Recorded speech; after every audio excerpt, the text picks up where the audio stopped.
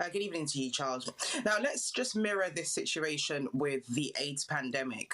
When it began, the same similar issues arose where rich nations had access to effective drugs that would essentially suppress the spread of the AIDS virus. And later on, what had happened was that drug manufacturers were now given the rights to essentially manufacture cheaper drugs, and the difference was very clear, where an average AIDS medication was now about $15 per drug, and more poor countries who were also plagued by the AIDS pandemic could now purchase that and use that to suppress the spread of the virus in their respective countries. Now, if we fast forward to 2020, where we're hit by the COVID-19 pandemic, we were very, very lucky in this world to get a vaccine quite quickly. In just under a year, we were able to do that. So now we're seeing the same kind of problem essentially manifest, where the rich nations have access to the vaccine almost in abundance, where they're buying 3 times more drugs than vaccines than they need, which is leaving a lot of poorer countries, one, unable to access the vaccine because it's too expensive, and two, there's just not that much to go around because many of the rich countries, which include the UK, the US, and the EU member states, have now essentially overbought them. And what's happening is now we're seeing a lot of them being donated to other parts of the world. Charles, I know you've seen that some of those vaccines, specifically the Oxford AstraZeneca one, was also donated to Nigeria.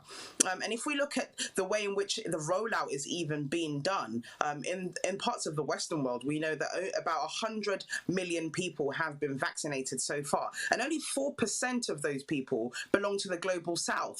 And even in countries like Guinea, only 55 people in the whole country have been vaccinated. So you can see the disparity is quite clear, and it is worsening this gap between the rich and the poor. And it's also really showcasing the dark side of big pharma companies, where intellectual property is so important. Profit actually is more important, as well as intellectual property, than actually saving the lives of many people who, if they aren't vaccinated, will essentially spread it to everybody else. And what we could see is a rise of more COVID-19 variants, and we would have to see more solutions as a result of that. Well, I was going to ask you about the views of the manufacturers, but you've kind of answered that. Clearly, they're not very happy because intellectual property is their lifeblood. But is there a lot of support for the suspension of the patent on vaccines? Because it seemed to have gained some steam over the last few weeks. Both the WTO and the WHO back it, and we've got about 40 seconds. Yes, of course, Charles. Now, the WHO and the WTO are, backing this because they understand the importance of making sure everybody is vaccinated, regardless of price and accessibility. But actually, a lot of the big pharma companies are getting support from these Western states and countries that actually believe in the need for intellectual property. The big pharma companies have made billions as a result of this vaccine rollout and the creation of the vaccine. And so it's interesting to see the divide. Actually, I'll add just before I go here that there's a People Vaccine Alliance, which is majorly championed by South Africa and India, who are calling for the need for the vaccine to be accessible to poorer countries. So it's split down the middle. You have the rich countries supporting the use of intellectual property and its importance, but actually you see a lot more poorer countries who have been plagued by the virus also calling for the need to make it more accessible to them.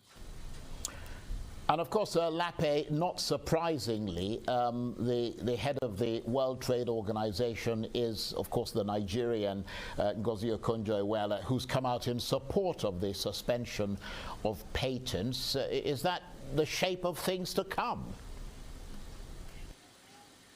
It's too early to say, Charles. I mean, and actually, just to clarify with you, she hasn't really said in black and white that she supports it. What she does say is that actually the discussion shows the needs as to why this is intensifying. So, her words really are quite blurred there. We don't really know. She hasn't really given a clear black and white reason as to, we need to get this ball rolling. But it's clear that as a first woman and first African and also a Nigerian, this should be something that is quite concerning to her because of the proximity of her to the nations that are affected by it. But we do know that the WHO is strongly behind it, and it will be interesting to see how this really pans out. Yes, and just as a final thought, Lape, I guess this shows how the world is divided by those nations which can afford surplus vaccines and those that cannot. Absolutely, you're right. And what it does show is actually, the undercurrent of the disparity between rich and poor. Usually we always assume the disparity to be to do with the economy or finances or even, well-being and quality of life. But because this virus has been global and it's, a pandemic that's affected almost everybody across the globe, this magnifies the issue and the issues between rich and poor, and almost, a medical form of classism, if you like, to show that, actually richer countries have more access to medication and vaccines and better quality drugs, and almost the poorer countries have to fight or essentially wait in a queue for it. So it's quite interesting to see, some of the issues that this vaccine distribution has also magnified as a result. Lape, thanks very much indeed. Lape Olarinoye, our correspondent, talking to me there.